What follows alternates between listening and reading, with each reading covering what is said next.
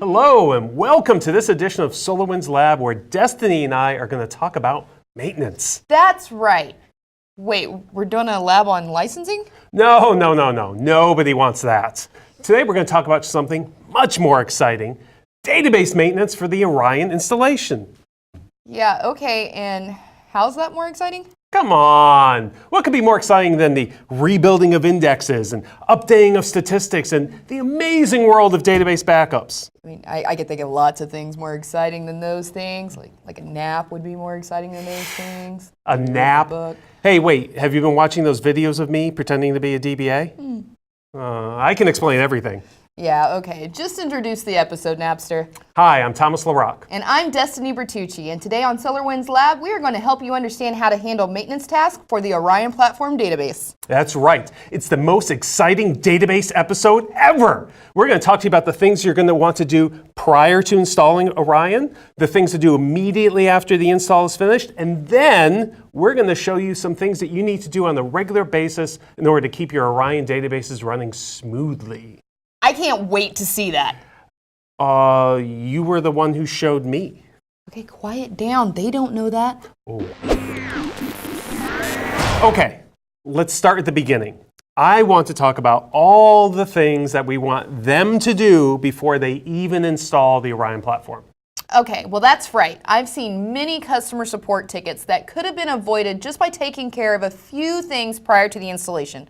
A few bad choices now can really cause a lot of pain later. Yes, absolutely. I mean, you could find yourself trying to rebuild indexes and working like a hamster in a wheel and performance still goes nowhere. Exactly, and an ounce of prevention Is worth a pound of bacon. And I knew you was going to say that.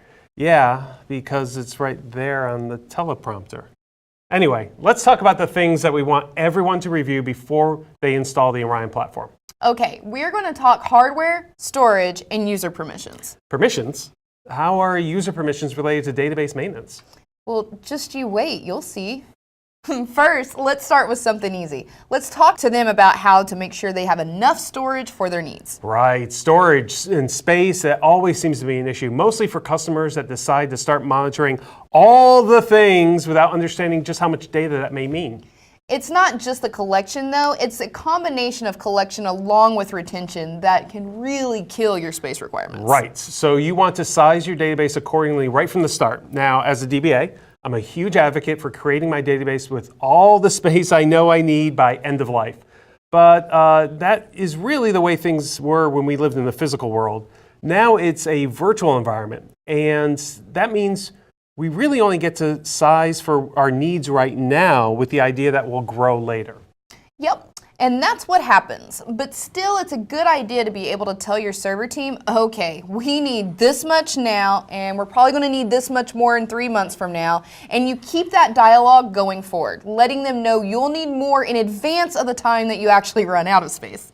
Okay, so how do we help our customers arrive at this guesstimate for their sizing needs? Well, the official version is this.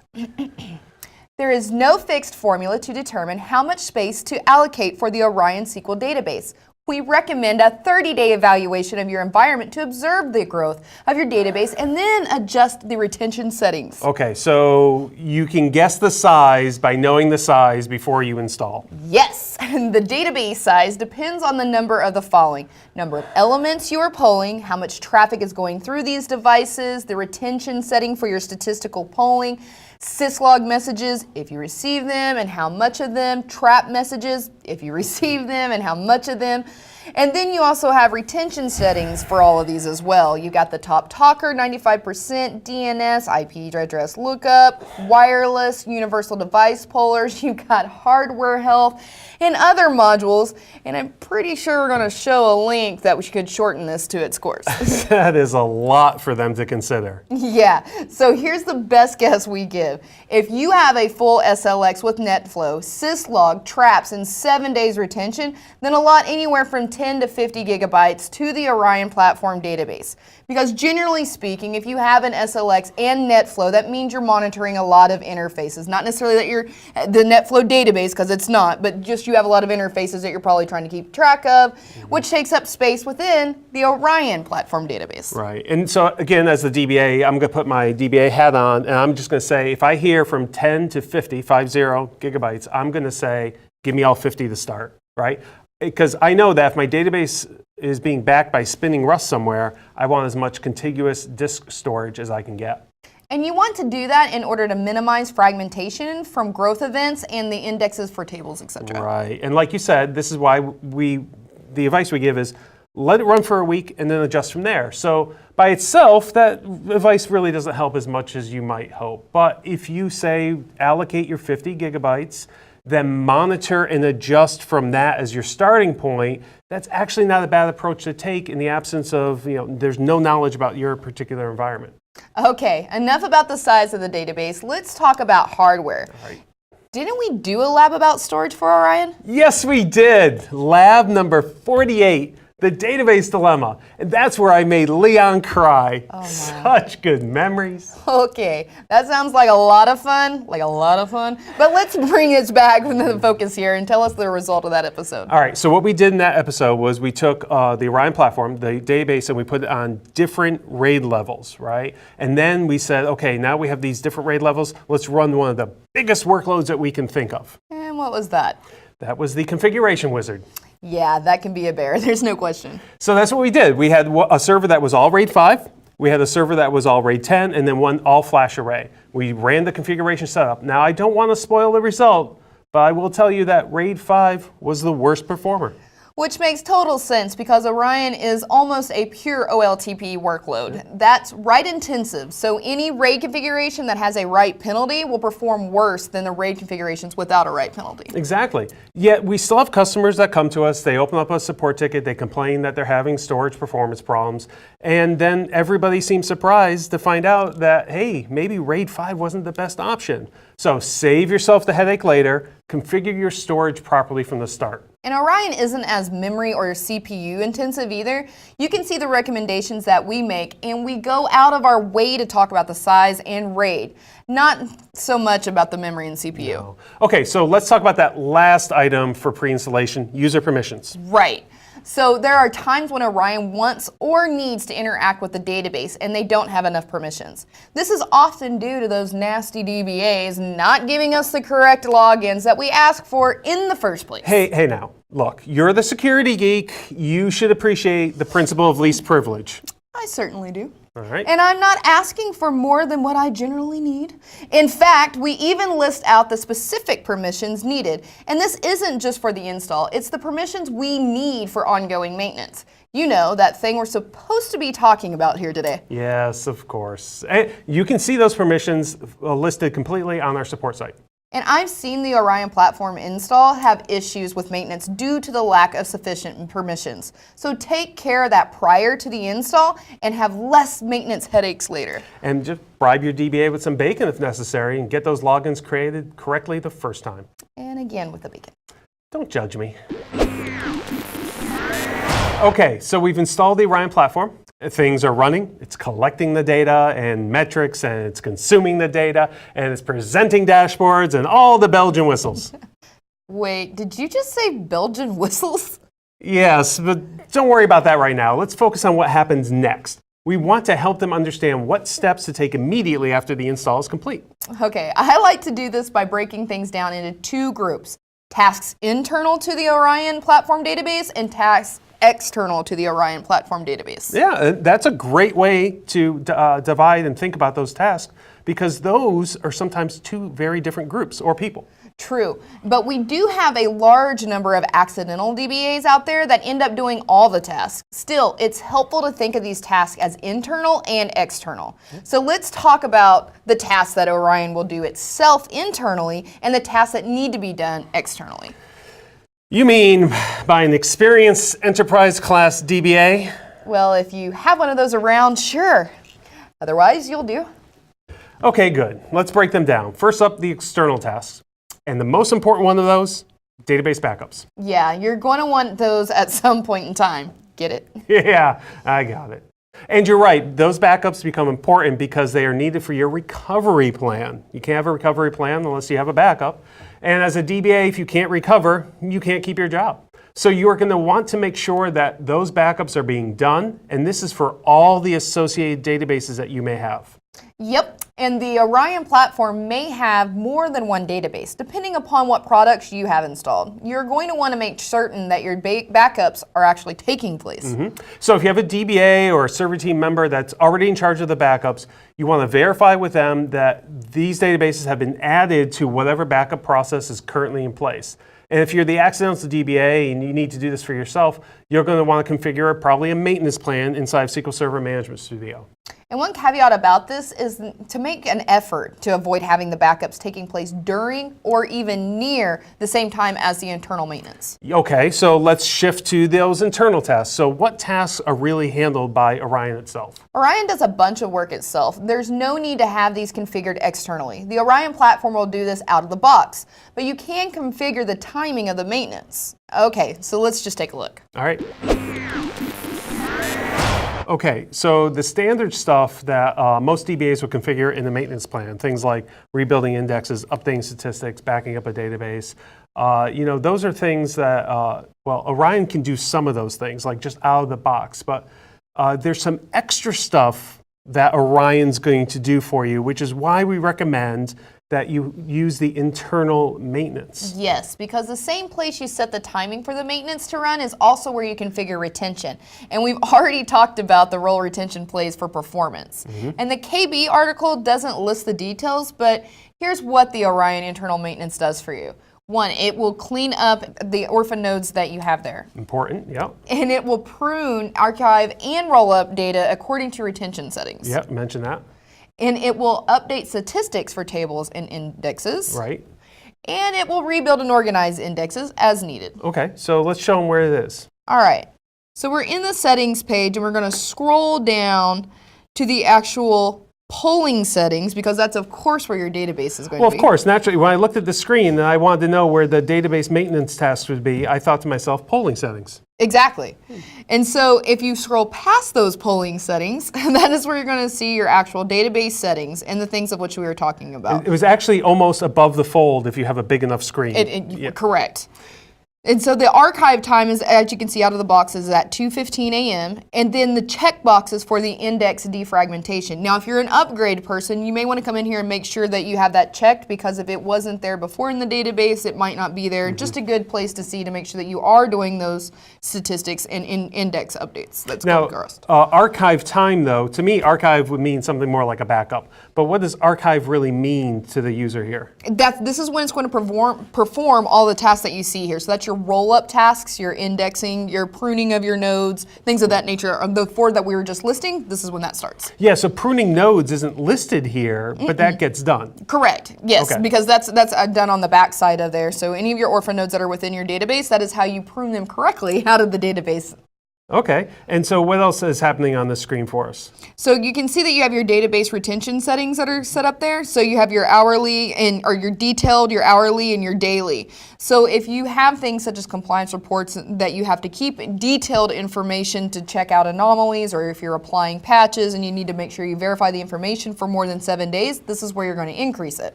Okay, what's this interface baseline calculation? So that is when it gets done for the baseline. That is a load on your database, so that's what we offer you. Do you want to do it every day or just, certain days and times? Because remember, the time for all of these starts at 2:15. The more accumulation or the more that you have in your database, the longer this can take as well to be completed. As we see here, indexing is for 3,600 seconds, which is about an hour. But it can go up to 50,000, which is 14 hours. 14 hours of index maintenance. I mean, is that a problem? I'm not going to say it's a problem. I'm just going to say yes. So 14 hours, if you have to wait 14 hours for your index jobs, defragmentation to get done, then you really got to look at what your retention settings are, how many elements you're really monitoring for.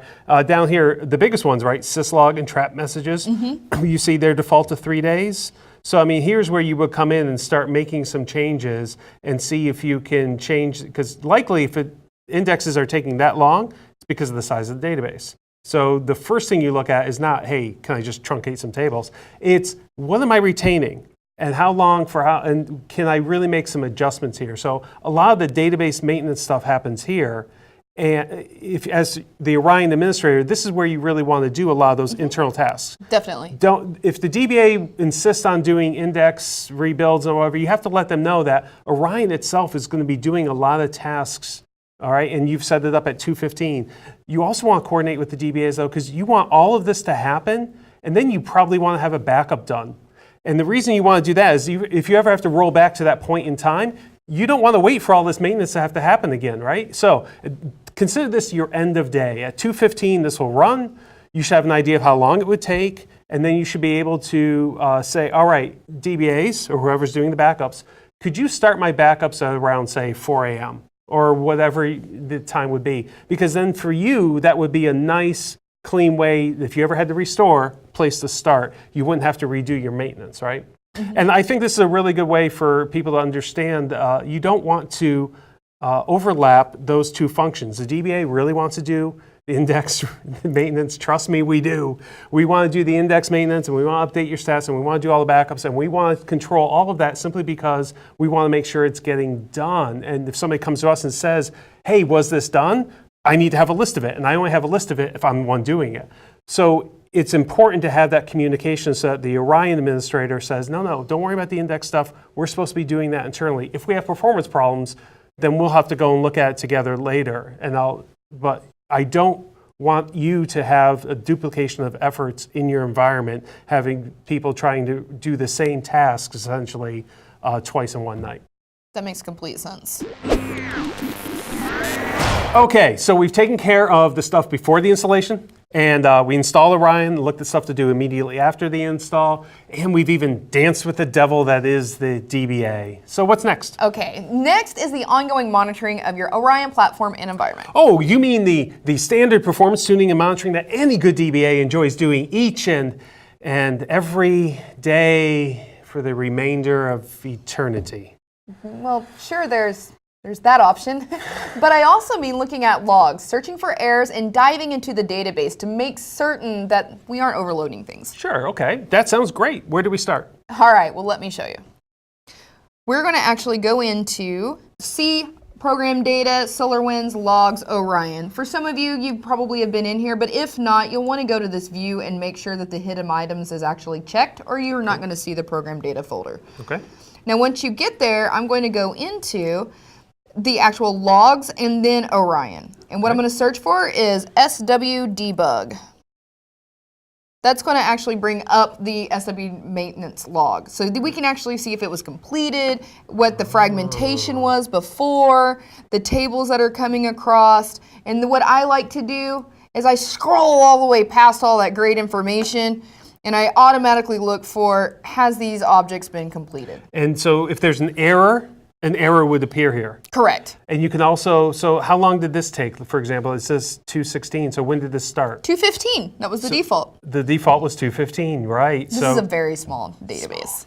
Tiny. So it took only a minute and a half and then went through all the tables. You're getting some really good information here. Yeah, and it'll tell you each table that it went through with the indexing size, as well as how it rolls into the data and everything that comes across there. So it's pretty intense on the information that it puts out there. You can get more information if you go to the log adjuster, because you can increase it verbose, debug mode, so that you can actually see the queries that are coming across there, things of that nature that comes across. Awesome.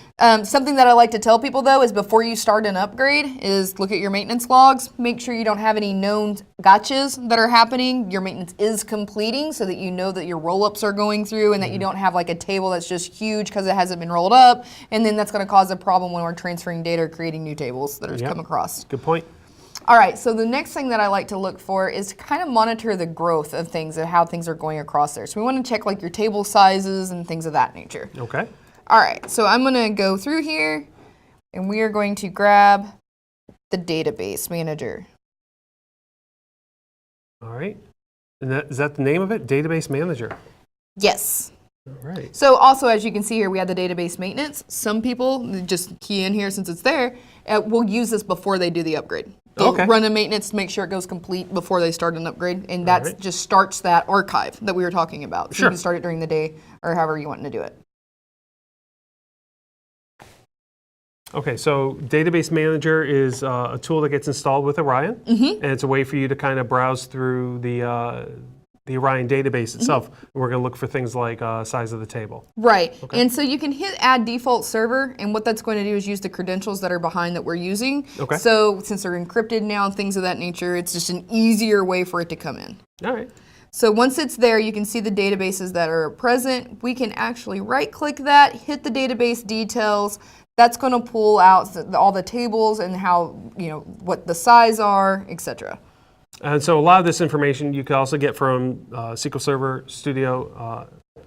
It's just that not everybody might have a Management Studio installed on their server or whatever.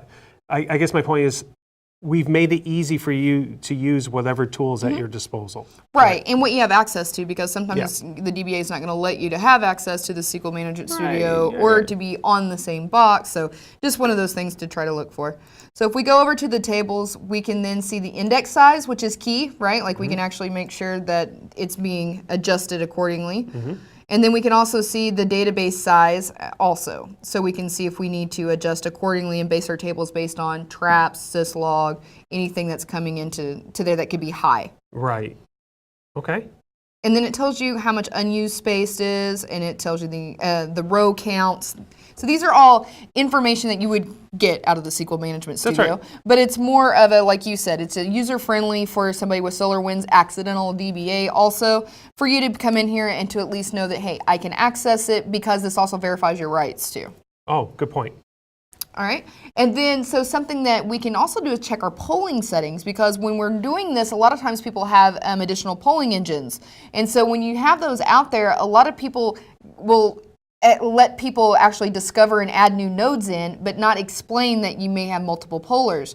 So it defaults to the main, your main Orion platform, right? So you're going to have, if they don't change it to say polar 1, polar 2, etc., then I have ran into this a lot. You will have, 3,000, 30,000 different types of nodes that are on monitor 1, and you have like nothing on your additional polling, and you find out that you have all these network discoveries that are going on, and you got to hone that in. So to check that, we can go into the web console, and we will see the settings page. Once again, you're familiar, and we will go down to the polling engines themselves under the details. What that's going to allow us to see is the information of how much is the weight of the poller. So how many elements is it actually polling? If you have SAM additional things like that on there, it's going to show you their weight count, etc. So this is going to show you the engine status of this one, and it's going to say that there's 254 elements that is on this, and it's at 3% of its SAM application poll rate. The hardware rate is 0%. Here's the key one. This is the actual polling rate for your NPM. So it's at 2% from what you can tell there. And the more that you have down here, like this is the additional poller here, it tells you the same information, how much the total element count is, as well as the elements for your volumes, what you're monitoring, and it segments them out.